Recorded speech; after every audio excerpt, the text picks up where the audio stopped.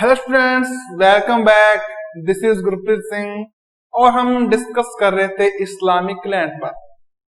देखिए बच्चों, क्या हुआ कि पूरी दुनिया एक आइडियोलॉजी में नहीं चल सकती। अलग अलग जगह पर अलग अलग आइडियोलॉजी रहती है। तो अरब में भी यही हुआ कि वहां पर कुछ लोगों की बात नहीं मानी जा रही थी या उनको एक्सप्लॉइटेड किया जा रहा था, उनका शोषण किया जा रहा था। ठीक है ना।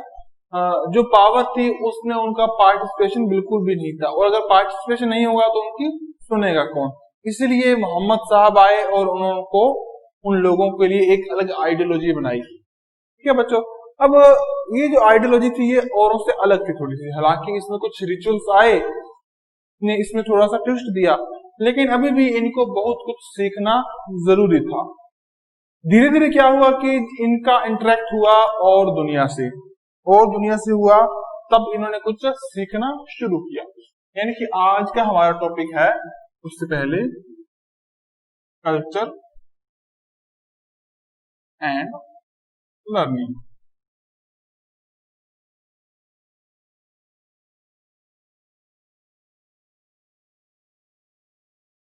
देखिए बच्चों, इन लोगों ने आसपास लोगों से मिलना शुरू किया, अलग अलग स्टेट से लोगों से मिलना शुरू किया।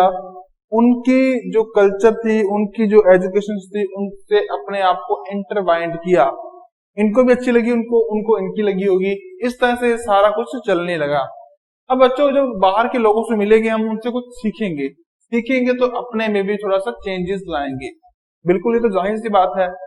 अब देखिए बच्चों, क्या होता है कि एक बंदा था, उससे दूसरे ने पूछा कि आपके क्या आइडियाज हैं, क्या आपके विचार हैं, है ना, क्या आपकी आइडियोलॉजी है। तो उन्होंने कहा कि इस तरह से अपनी बताई कि ये इसके बारे में ये होना चाहिए, और जो रजनीश है या ओशो है ये इस बारे में ये कहते हैं।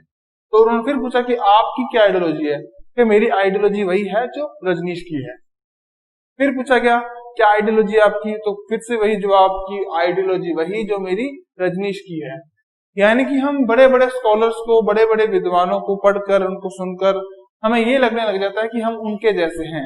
और बच्चों, हो सकता है उनके विचार अच्छे भी हों, लेकिन अगर उनमें थोड़ी सी कमी हुई तो, यानी कि किसी एक व्यक्ति को ब्लाइंडली फॉलो करने से हमारे में सुधार की, रिफॉर्म की गुंजाइश बिल्कुल खत्म हो जाती है। हम उसको कहीं ना कहीं सच मानने बैठते हैं। हमें हमेशा दूसरों से क्वेश्चन करते रहना चाहिए। ठीक है ना। जैसे कि इस्लाम आया, मोहम्मद साहब आए, उन्होंने उस टाइम की जो आइडियोलॉजी उसको नहीं माना, उससे क्वेश्चन किए तभी तो एक नई आइडियोलॉजी बनी, है ना बच्चों। जब भी दुनिया में किसी नए धर्म का या किसी नई आइडियोलॉजी को जन्म होता है, उसको जन्म मिलता है, तो उसका सबसे पहला और बेसिक काम था कि वो हर किसी को क्वेश्चन करे, हर किसी को ऐसे शक की नजर से देखे, है ना बच्चों। इसी तरह से सब कुछ हो रहा था। अब देखिए आगे क्या हुआ बच्चों। उस समय बच्चों कुछ धार्मिक विद्वान थे, जिसे अपने कहते हैं रिलीजियस स्कॉलर्स।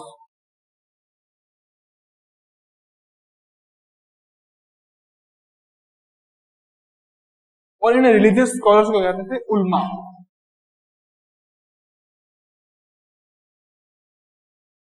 ठीक है बच्चों। इसके अलावा जो कुरान थी, कुरान का जो ज्ञान, क्या कुरान से जो मिली हुई नॉलेज, वो ही सब कुछ थी। क्योंकि ये माना गया था कुरान है जो, उसमें दुनिया भर का सारा ज्ञान है, दुनिया भर की नॉलेज है। यानी कि ऐसा कोई टॉपिक या सब्जेक्ट नहीं है जिसके बारे में कुरान में नहीं लिखा गया। तो कुरान की नॉलेज यानी कि पूरी दुनिया की नॉलेज, यानी कि वो नॉलेज को कहेंगे इल्म।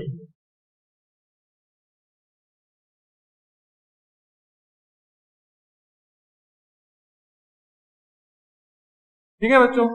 अगली बात, जो पैगंबर साहब थे, जिसको अपने कहते हैं ना प्रोफेट, प्रोफेट्स थे, जो उनके कुछ आइडियाज थे, उनके कुछ विचार थे, और उनका जो विचार थे वो एक आदर्श विचार थे, एक आइडियल थॉट्स थे, आइडियल थिंग्स थी।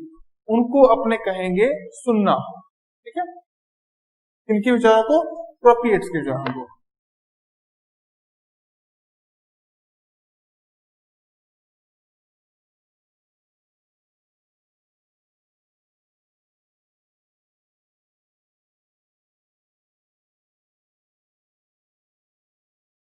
ओके बच्चों, अगली बात बच्चों कि जो कुरान शरीफ थी उस पर कुछ कमेंट्स करके कुछ ना कुछ उस समझने के लिए कुछ बुक्स लिखी गई थी, एक टेक्स्ट थे, या कुरान को समझने के लिए अच्छी तरह से जानने के लिए कुछ ना कुछ लिखा जाता है।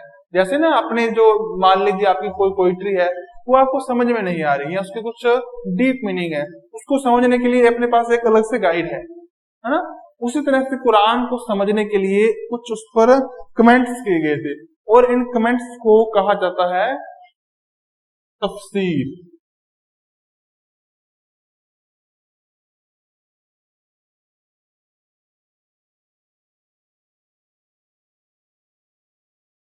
ओके बच्चों, अब इसके बाद देखिए बच्चों, जो उस टाइम में इस्लामिक टाइम में जो कुछ भी था वो ओरल था, ठीक है ना। ओरल का मतलब जो मोहम्मद साहब ने कह दिया, और जो कुछ कुरान में है या जो उस टाइम की जो आइडियोलॉजीज हैं जो कि एक से आगे जो बच्चों में जा रही थी, वो सिर्फ सुन सुन कर जा रही थी। अब वो बिखरी हुई थी। बिखरी हुई का मतलब कि यहाँ पर कुछ और बात पड़ी है, यहाँ पर और बात पड़ी है, इस बात का तो इस बात का आपस में कॉन्फ्लिक्ट है, डिसेंट है, डिसएग्रीमेंट्स हैं दोनों में, ठीक है ना। यानी कि अगर ए में कोई बात लिखी गई है तो बी बात को वो काटता है, ठीक है ना। तो अब क्या हुआ कि सभी जो स्कॉलर्स थे वो एक जगह आकर बैठे, ठीक है ना।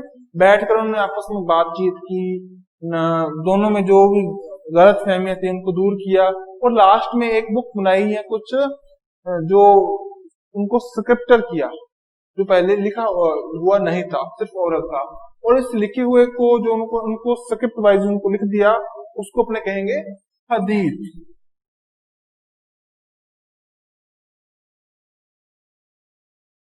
ओके बच्चों, अब इसके बाद जो रिचुअल्स थे, रिचुअल्स जैसे पूजा करना, अर्चना करना, हिंदी में है ये, है ना। वहां के खुदा की बंदगी करना, या कुछ रोजे रखना, उपवास रखना, इस तरह के जितने भी काम थे उसे कहेंगे अपने इबादत।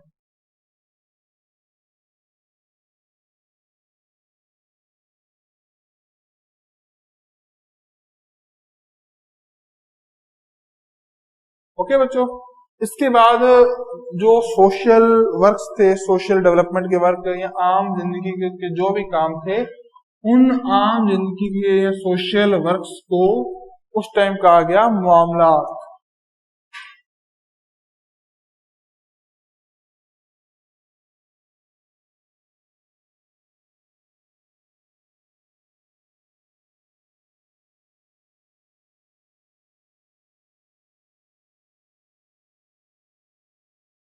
ओके बच्चों, मामलात।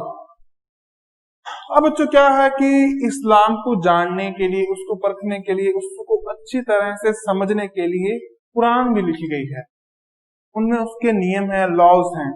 अब बच्चों 8th या 9th सेंचुरी में कुछ 4 तरह की ब्रांचेस में ये बंट गया, ठीक है ना। ब्रांचेस में बंट गया, और हर किसी ने अपने अपने लॉ को रिफॉर्म किया, या उसको बनाया, उसको फाउंड किया। अब इस 8th 9th सेंचुरी में जो इस तरह के कानून बने थे या इस तरह के लॉज बने थे, वो कुछ इस तरह से हैं, अपने उसके बारे में जानते हैं। काफी गर्मी है आज तो। इसमें सबसे पहला था मलिकी, दूसरा था शफीई, पहला था मलिकी, दूसरा शफीई, ठीक है बच्चों। इसके बाद तीसरा था हनफी,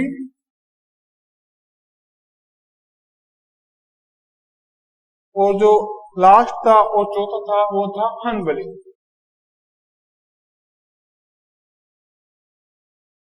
वो जो लास्ट था ना, वो बहुत ज्यादा खास था, बहुत ज्यादा स्ट्रिक्ट था, और बहुत ज्यादा कंजर्वेटिव था।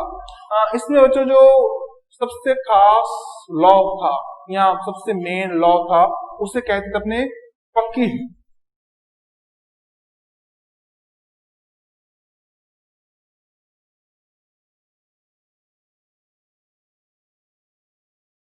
ओके बच्चों, इस तरह से जो बच्चों इस्लामिक जो नियम थे, कायदे कानून थे, लॉज थे, उनको अब आम जिंदगी में लाना जरूरी था, ठीक है ना।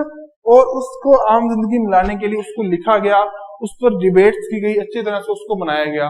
लेकिन बच्चों ये जो लॉ आने वाला था ये मेल डोमिनेटेड था, यानी कि पुरुष प्रधान समाज का था, ठीक है।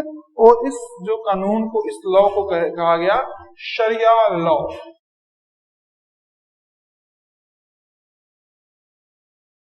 और ये बच्चों मेनली था सुन्नी, जो है ना मुस्लिम में सुन्नी स्ट्रीम उनका। अब देखिए बच्चों, ये जो कानून था, ये लॉ था, इसमें कुछ मेल डोमिनेटेड समाज की, इस तरह की सोसाइटी की बातें की काफी हार्ड था, ठीक है ना। लेकिन उस समय के सोसाइटी में रिफॉर्म करने के लिए शायद ये जरूरी रहा होगा। बच्चों ये जो कानून था ये ना किसी सोसाइटी के बारे में या कोई डिप्लोमेसी के बारे में ना होकर ज्यादा ये पर्सनल था, यानी कि जिसमें मैरिज के बारे में बताया गया था, डाइवोर्स के बारे में बताया गया था, उसके अलावा जो प्रॉपर्टी है वो कैसे जाएगी, इस तरह की चीजों के बारे में बताया गया था, ठीक है ना। यानी कि ये पूरा कोई ना पॉलिटिकल या कोई सोशल ना होकर कुछ पर्सनलाइज था, ठीक है ना। एक बंदा कैसा होना चाहिए, क्या उसकी आइडियोलॉजी, क्या उसको सजा दे, इस तरह से। अब बच्चों जो 1233 में एक मुस्तन सीरिया मदरसा आया, फाउंड हुआ।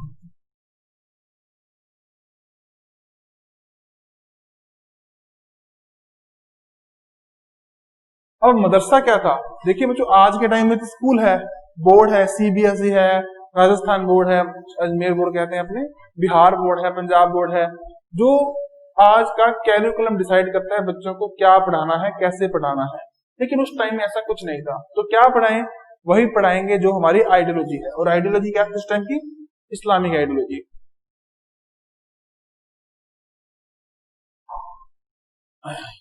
तो उस इस्लामिक आइडियोलॉजी के अनुसार ही, उसी के अकॉर्डिंग ही कुछ स्कूल्स, कुछ कॉलेजेस खोले गए जिनको कहते थे मदरसा, ठीक है ना। और ये एक मॉस्क था और साथ में एक मदरसा था। मॉस्क ये मस्जिद में भी कुछ ना कुछ पढ़ाई होती थी, वहां पर कुरान शरीफ थी, ठीक है ना। उसी की जो बातों को बच्चों को पढ़ाया जाता था, ठीक है। और भी इसके अलावा मेडिकल के बारे में, मैथमेटिक के बारे में, एस्ट्रोलॉजी के, एस्ट्रोनॉमी के बारे में, अलग अलग बातों के बारे में पढ़ाया जाता था। अब बच्चों जो शरिया लॉ है ये तैयार हो रहा था, शरिया लॉ तैयार हो रहा था, इस्लामिक आइडियोलॉजी थी, उनकी थिंकिंग, उनकी बातों के हिसाब से इकट्ठा कर रहे थे धीरे धीरे। अब जब ये इकट्ठा कर रहे थे, तो जब इसकी लास्ट स्टेज थी, तो इसमें कुछ दिक्कत आ गई कि जो छोटे छोटे रीजन थे उनका कुछ कानून और था, उनका लॉ और था, ये शरिया लॉ थोड़ा सा अलग था। तो ये आपस में कॉन्फ्लिक्ट पैदा कर रहे थे, यानी कि इनमें टकराव आ रहा था। शरिया लॉ कुछ और बात कह रहा था और उनके जो रीजनल लॉ थे वो कुछ और बात कह रहे थे। अब जो रीजनल लॉ थे उनको अपने कहेंगे उर्फ।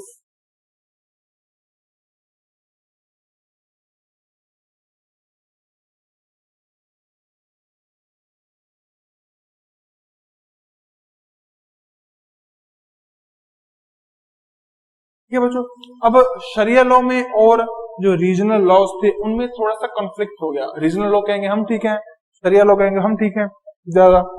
अब ठीक दोनों में से कौन है इसके बारे में देखेंगे। तो देखिए बच्चों, अगर सीधे से सख्ती से वो बड़े कानून को नीचे लागू कर दें तो रिवॉल्ट हो जाएगा, विद्रोह हो जाएगा। उससे बचने के लिए जो उर्फ थे उनको ज्यादा इंपॉर्टेंस दे दी गई। अब क्या फर्क था, जो शरिया लॉ था वो हम मान सकते हैं कि मेल डोमिनेटेड जो सोसाइटी था उसी का अकॉर्डिंग था। जैसे कि जो प्रॉपर्टी है उसको डिवाइड करना।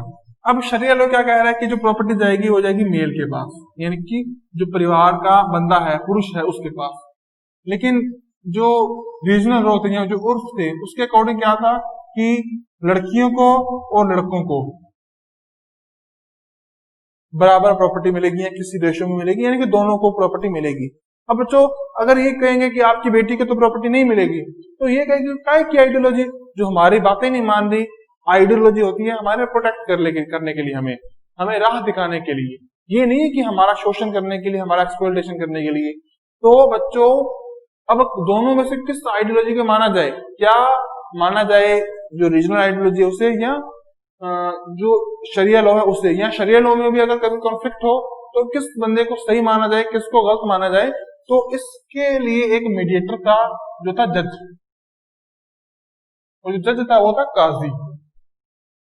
जो काजी था ये एक स्कॉलर भी था जो कि कुरान के बारे में काफी नॉलेज रखता था, और ये उस टाइम में छोटे छोटे से फैसले भी करवाता था, जजमेंट भी देता था, मीडिएटर का काम करता था, किसमें, शरिया लॉ और उर्फ में, ठीक है ना। और ये ज्यादातर क्या करता था कि जो उर्फ है ना उसी के साइड में डिसीजन दिया करता था, यानी कि शरिया लॉ के हमेशा अगेंस्ट, या जो रीजनल लॉ है उसी के फेवर में हमेशा फैसले या जजमेंट दिया करता था। इस तरह से पूरा काम चल रहा था।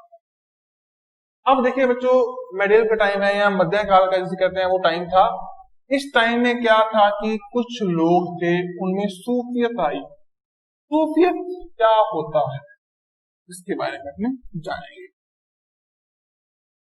देखो बच्चों, जो इस्लामिक आइडियोलॉजी है,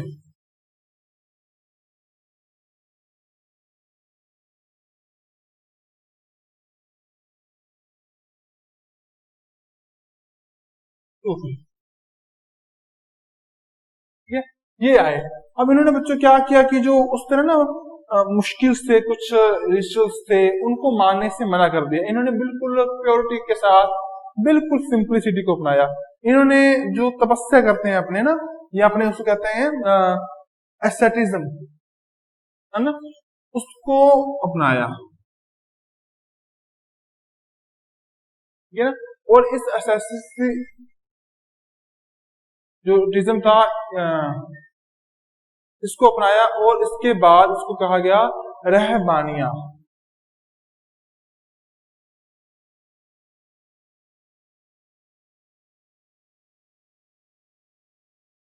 ठीक है ना बच्चों। और इन्होंने रहस्यवाद को अपनाया। रहस्यवाद क्या होता है बच्चों, यहाँ पे कहते हैं ना मिस्टिसिज्म।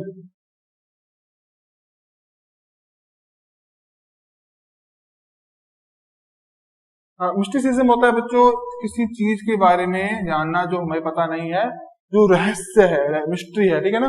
और इसे कहा गया तस्दावुफ।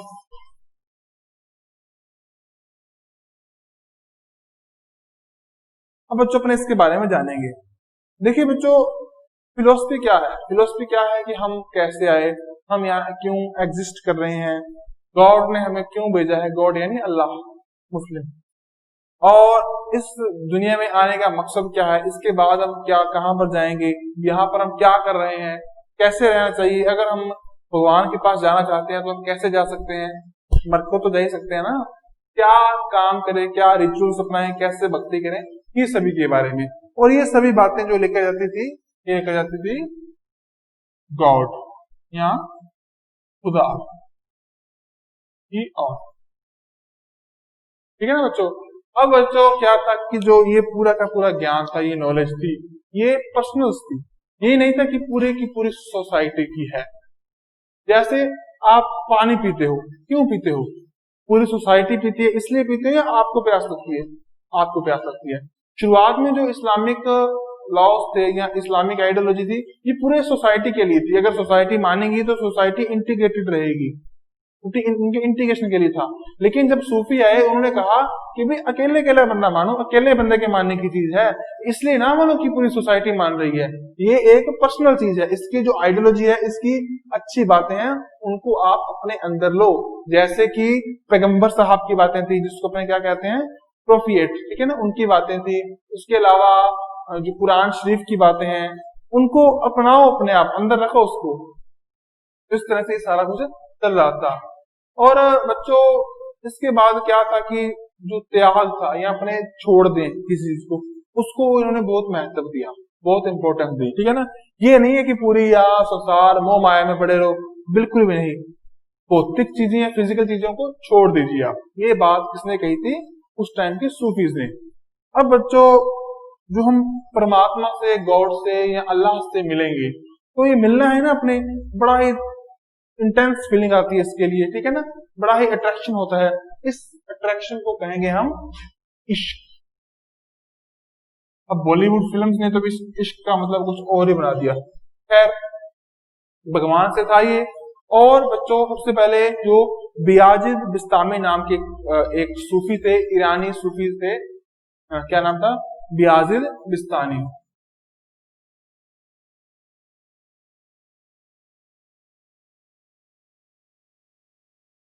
18 75 AD में मर गए थे, ठीक है ना, ये पास आउट हो गए थे।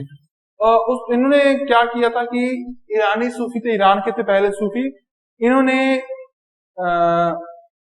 एक चीज कहा कि हमें परमात्मा में या गॉड में उसमें अंदर जाना है, उसमें इंक्लूड होना है, लीन होना है, और इसको कहा इन्होंने फना होना,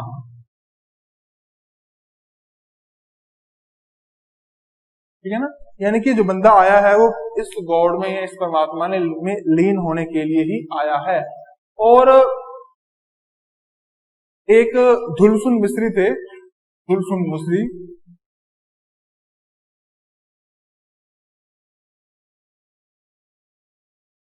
861 AD में ये चल बसे थे। तो इन्होंने एक बात की थी कि जो इस्लामी का ये जो सूफी है ना, सूफी आइडियोलॉजी है, इसमें हर कोई आ सकता है, हर किसी के लिए ओपन है ये। ऐसा नहीं कि सिर्फ इस्लाम आए, अमीर आए, गरीब आए, या इनको मानने वाला आए, कोई भी बंदा यहाँ पर आ सकता है, ठीक है ना बच्चों। एक थे अब्बासी खलीफा। अब्बासी खलीफा ने क्या कहा कि मुझे जो इस्लाम के बारे में सबसे ज्यादा पता लगा है वो एक ओल्ड लेडी थी, एक बूढ़ी सी औरत थी, उससे पता लगा। और मुझ में जो क्रेज आया, जो वीरता आई, वो आया था एक पानी में जाने वाला एक नाविक से, ठीक है ना, उससे आई थी। तो बच्चों काफी अच्छी बात है ये, काफी कुछ जानने को अपने यहाँ से मिला।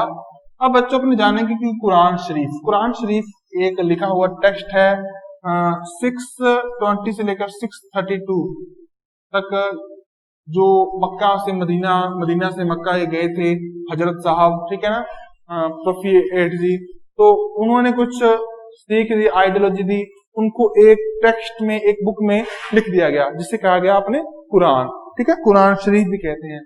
उसमें एक बात लिखी गई है कि अगर पूरी दुनिया के जो ट्रीज हैं वो पेन होते, वो कलम होते, और पूरी दुनिया के जो सीज हैं, समुद्र हैं, वो इंक होते, तब भी इतने वर्ड हम लिख सकते थे कि अल्लाह अल्लाह लिखते कमी ना आए, यानी कि तभी भी हम अल्लाह को पूरा नहीं लिख सकेंगे, ठीक है ना। यानी कि अल्लाह की जो अदारा है, उसकी जो विस्तार है, उसका दायरा इतना बड़ा है। ओके बच्चों, जब इस्लामिस्ट थे, उन्होंने जो सूफी थे, उन्होंने इस्लाम को एक पर्सनल चीज कही, ये नहीं कहा कि ये पूरे की स्ट्रक्चर है, ऐसा बिल्कुल नहीं, ठीक है ना, बंदे के मानने की चीज है, आप मानिए।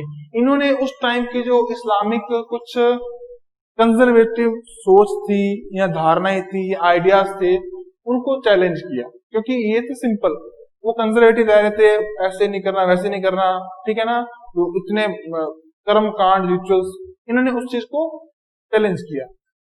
इसके बाद जो इस्लामिक फिलोसफी थी वो भी आई कि इस्लामिक फिलोसफी हम क्यों हैं, जैसे हिंदू फिलोसफी है, बुद्ध फिलोसफी है, जैन फिलोसफी है, क्रिश्चियनिटी है ना, इस तरह से इस्लामिक फिलोसफी आई कि हम क्यों हैं, क्या हैं। बहुत सारे साइंटिस्ट आए, ग्रीक फिलोसफी थी उससे इंस्पायर हुए, लिखा गया बहुत कुछ। 7th सेंचुरी में बच्चों क्या हुआ कि बेंजेटोइक जो एम्पायर था, है ना, उसमें कुछ ग्रंथ जो लिखे गए थे उसके बारे में भी यहाँ पर बताया गया।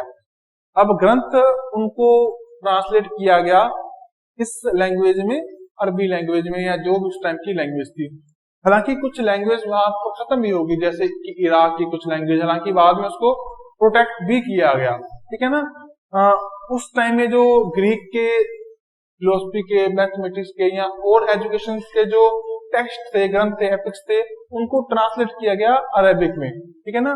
अय्यद और उमय्यद और अब्बासी जो थे, उन्होंने सीरियक लैंग्वेज के लिए भी काफी एफर्ट्स की। कौन सी लैंग्वेज के लिए?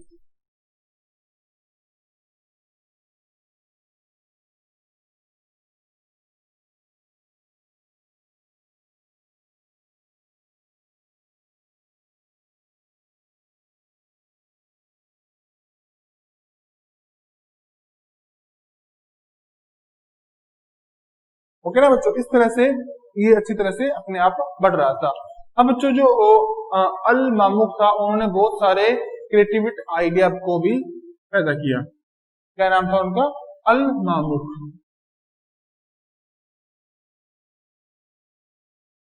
ये नई नई इन्होंने खोजें की इस तरह से। अब एक बगदाद है, कहाँ पर है बगदाद? ईरान की कैपिटल है। अब इतना कुछ लिखा बच्चों, एक बंदा जिसने अपनी पूरी लाइफ लगाकर एक बुक लिखी है ना, अब उस बुक में उसके पूरी लाइफ के एक्सपीरियंसेस हैं, उसने क्या कुछ देखा, अच्छे बुरे एक्सपीरियंसेस, कैसे उन्होंने कोई खोज या कई नई थ्योरी दी, उसके बारे में लिख दिया। जैसे मैथ के बारे में पूरी लाइफ लगाई उसने, अपने उस बुक को 1 2 3 महीने में या 2 साल में पढ़ देंगे, यानी कि उसकी पूरी जिंदगी की मेहनत अपने 1 साल में देख लेंगे, ठीक है ना। अब ऐसे कितने ही लोगों की पूरी जिंदगी की मेहनत देख लेंगे, हजारों लोगों की। यानी कि बुक्स से हमें हमारी थिंकिंग वाइड हो जाएगी, हमें बहुत कुछ जानने को मिलेगा। यानी कि जो लाइब्रेरीज है वो काफी इंपॉर्टेंट है। तो इसी टाइम में एक लाइब्रेरी खोलेगी, और जो लाइब्रेरी थी वो साइंस पर बहुत ज्यादा डिपेंड थी, और इस लाइब्रेरी को कहा गया बयात उल हिकमा, बगदाद में थी।